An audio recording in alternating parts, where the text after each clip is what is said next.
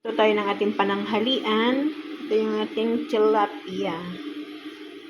Ito yung ating mga sangkap, sibuyas, bawang, luya, laurel. Ito yung ating tilapia. Nilagyan ko ng spicy. Ayan.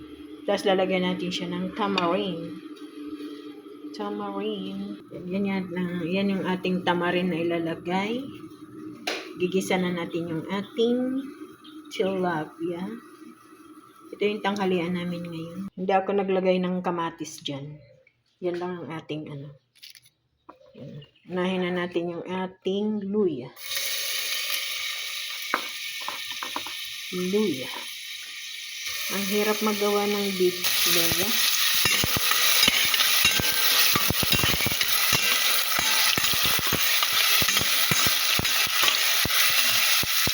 Sunod lang natin yung ating sibuyas.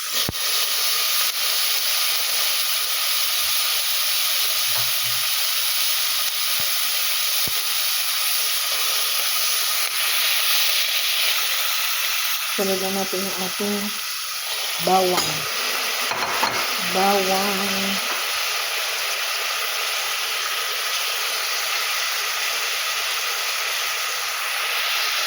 Tuloy natin ng mabuti yung ating mga sangkap. Ayan. Tapos maglalagay ulit tayo ng ating mga spicy. Buhos natin itong ating spicy. Then, halo. Mikot.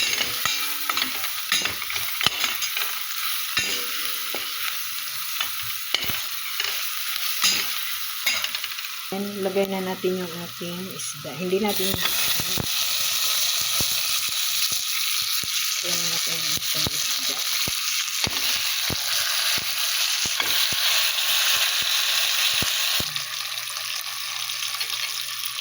Ating isda.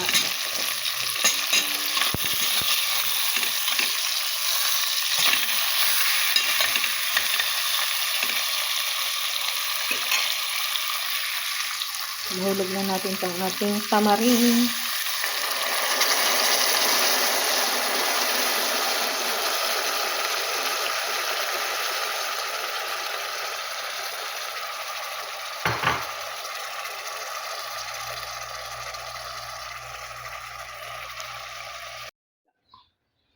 Yan na yung